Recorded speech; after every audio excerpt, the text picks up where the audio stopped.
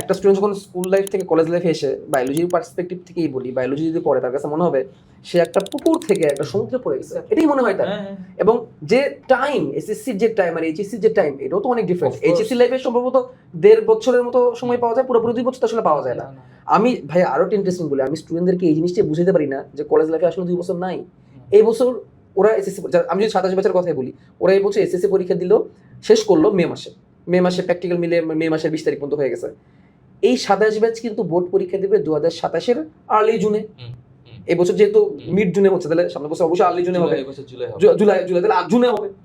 তাহলে তার যদি 2 বছর কাউন্টই করতে হয়, 2027-এর জুন যদি তার বোর্ড পরীক্ষা হয়, 2 বছর কাউন্ট করলে 2025-এর মে অথবা জুন। তারপর যেদিন তার বোর্ড পরীক্ষা শেষ হয়েছে সেদিন তার 2 বছরের উল্টাগোনা কিন্তু শুরু হয়ে গেছে। এটা কিন্তু অনেকে রিয়েলাইজ করতে পারে না, ওইখান থেকে কিন্তু উল্টাগোনা শুরু হয়ে যায়। রিয়েলাইজ করবে কেমনে? ওই ওরিয়েন্টেশন কে দিবে? নাই তো। এবং আমরা বলি যে ভাইয়া তুমি একটু পড়ো, হ্যাঁ তুমি এই টাইমে ব্রেক নাও, খেলাধুলা করো, ঠিক আছে ভাই, 3 মাসের ব্রেক নেওয়া লাগবে? এটা হইতে পারে কখনো? না, 3 মাসের ব্রেক নিবে পান্ডা, মানুষ নেবে। মানুষ কি 3 মাসের ব্রেক নেবে? মানে একটা মানুষ কি 3 মাস ব্রেক নিয়ে ঘুরতে পারে? ইম্পসিবল। একটা মানুষ কি 3 মাস বাইরে টুর্নামেন্ট খেলতে পারে? 3 মাস নানা বাড়ি যেয়ে ঘুরতে পারে?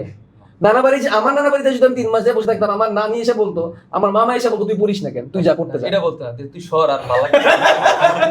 মানে আমি আমার এসএসসি পরীক্ষা দিয়ে, আমার তো মানে হোম ডিস্ট্রিক্ট খুলনায়, আমি এসএসসি পরীক্ষা দিয়ে আমার ফুফু বাড়ি চলে গেছিলাম।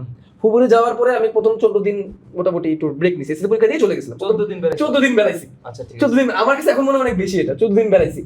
14 দিন বেড়ানোর পরে আমার আর ভালো লাগছে না, কি মানে কাজ ছাড়া মানুষ শুয়ে বসে টিভি দেখতেছি, ঘুরতেছি, আর কত ভালো লাগে সেটাই।